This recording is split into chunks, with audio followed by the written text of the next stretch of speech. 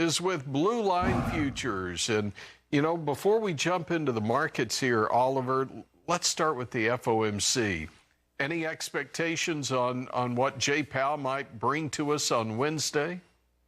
According to the CME Fed Watch tool, the market is highly anticipating a quarter rate rate cut, and then it's actually pricing in rate cuts for the following, I think, 3 or 4 meetings as well. So lower interest rates are the expectation. I think the big question, though, is that forward guidance that Jerome Powell is going to talk about. So the meeting's going to be at 1 o'clock Central, and then the press conference is really what the traders are going to be honing in on, and that's at 1:30 Central time on Wednesday. Okay, we got a report on Friday from USDA. We had you here on the air with us. It was an interesting report from USDA. Have I described it well? Interesting is it might be an understatement. They keep finding acres.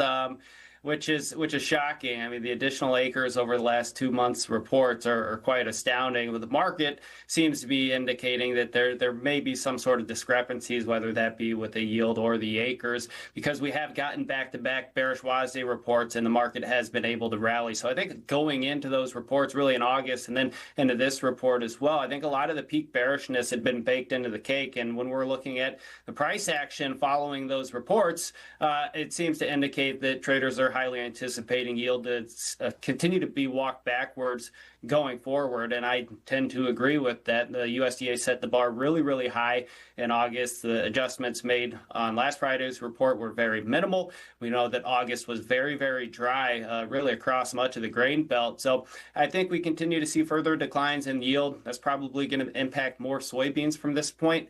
So I think soybeans have some upward momentum here. 1050 is going to be a big barrier as far as psychological levels go. The upper end of the year's range, 1070 to 1075. Above that, and the market could continue to run. We do know that President Trump and President Xi have a meeting scheduled later in the week, so hopefully we can get some sort of positive talks there and kind of keep the fuel going in the soybean market. Earlier you said baked in the cake, so before we go to break, how about we go to the wheat market and we'll get caught up on our futures here. Chicago is up 4 1/4 at 527 3/4. And the July, which will be the new crop, up 4 at 565 3/4. Question is, will we buy any acres between now and, well, the next 45 days or so? Do we really need more acres? 5 higher on hard red, 519 3/4. The July at 566 1/4. It's up 4 3/4. Our guest today is Oliver Slope. Oliver, hang on. We'll take a break. We'll come back and talk livestock futures. This is Market Day Report. 7 October, $98 even. Oliver Slopes with Blue Line Futures. We had that sell-off on Friday, and I couldn't quite figure out where it came from. It was about an hour and a half before the WASDE report was released. So why the pullback, deep pullback in live and feeders?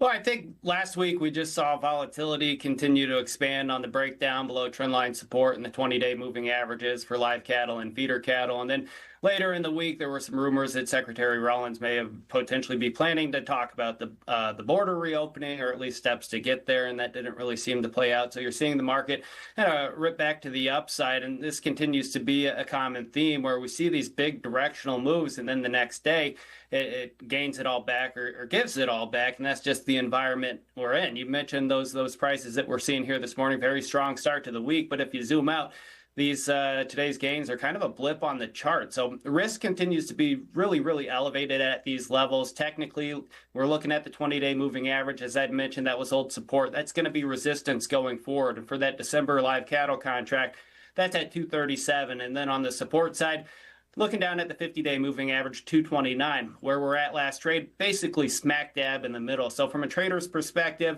if you want to be a buyer, I'd be a little bit more patient here. If you want to be a seller, again, probably want to be a little bit more patient, especially with these ranges we're seeing day to day. All right, speaking of patience, do we have to apply that when we talk precious metals? Looking over at the gold market right now, gold is trading in higher territory.